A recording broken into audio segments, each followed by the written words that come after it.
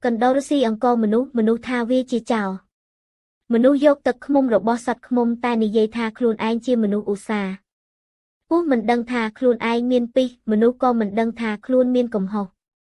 របស់ណាដែលមានប្រយោជន៍សម្រាប់យើងហៅវាថាជារឿងល្អ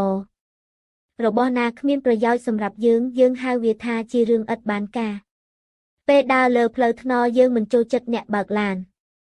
ពេលបើកឡានយើងមិនចូលចិត្តអ្នកដើរលើផ្លូវពេលធ្វើការឲ្យគេមានអារម្មណ៍ថាថៅកែប្រើអំណាចមកលើអ្នកពេលខ្លាចជាថៅកែអ្នកមានអារម្មណ៍ថាបុគ្គលិកមិនទទួលខុសត្រូវធ្វើការមិនមានប្រសិទ្ធភាពពេលអ្នកជាអតិថិជនអ្នកគិតថាអ្នកលក់ផ្ដាច់ការពេលអ្នកជាអ្នកលក់អ្នកមានអារម្មណ៍ថាអតិថិជនសុញសាញ់ច្រើន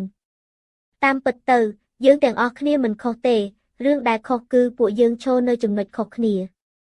ដូច្នេះត្រូវនឹងខុសគ្មានអ្វីជាគោលឲ្យច្បាស់លាស់ទេគិតខុសគ្នាការមើលឃើញបញ្ហាក៏ខុសគ្នាការសម្រេចចិត្តក៏ខុសគ្នា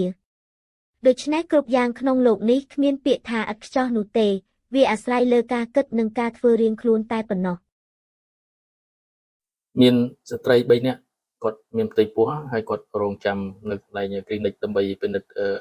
ពោះរបស់គាត់ទាំង3នាក់ហ្នឹងស្ត្រីទី1គាត់និយាយថាប្តីគាត់គឺជាសេដ្ឋីគាត់មិនដែលខ្វះលុយចាយទេហើយគាត់តែងតែទៅណាមកណាជាមួយនឹងឡានទំនើបហើយនឹងមាន chauffeur បើកជូនគាត់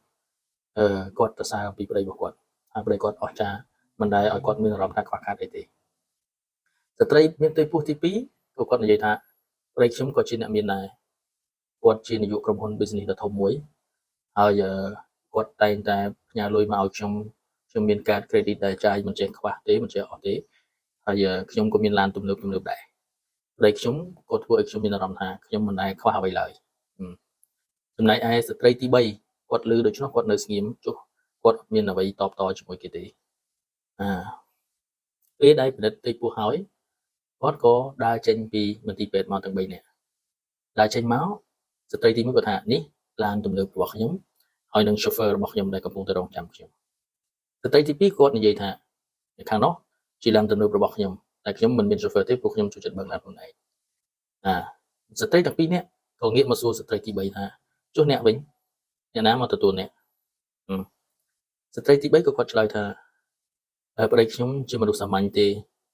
ជាគាត់ធ្វើការជាកម្មករទេអញ្ចឹងយើងមិនដែលមានឡានទំនើបជិះហើយក៏មិនដែលមានលុយចាយច្រើនចឹងដែរមួយសន្ទុះក្រោយមកស្រាប់តែប្តីគាត់កាន់ឆាត់មកបាំងឲ្យគាត់ហើយនិយាយថាមេក្តៅខ្លាំងណាស់មិនក៏អូនឈរខាងក្តៅអញ្ចឹងណាញ៉ាំទឹកបន្តិចទៅបងយកទឹកមកផ្ញើបន្ទាប់មកប្តីគាត់ក៏ដឹកដៃនារីទី3ហ្នឹងដើរបណ្ដើបាំងឆាត់ឲ្យបណ្ដើដោយមានសេចក្តីសុខបំផុតស្ត្រីអ្នកមានទាំងពីរអ្នកផ្សេងទៀតនៅពេលដែលឃើញទស្សនវិជ្ជាបែបនេះគាត់ចាប់ដើមពិចារណាថាពេលខ្លះសេចក្តីសុខឬក៏វត្ថុដែលមានតម្លៃបំផុតមិនមែនជាលុយទេគឺជាការផ្ដល់នូវក្តីស្រឡាញ់គឺជាការដែលយកចិត្តទុកដាក់របស់ប្តីមិនមែនការឧបត្ថម្ភលុយប្រាក់កាក់មកឲ្យប្រពន្ធហើយពេលដែលថ្ងៃសំខាន់មិនមានវត្តមានប្តីនោះទេអញ្ចឹងរឿងនេះបានធ្វើឲ្យគាត់ភ្ញាក់ខ្លួនតែម្ដងថាតាមពិតនារីទី3ទើបមានសំណាងជាង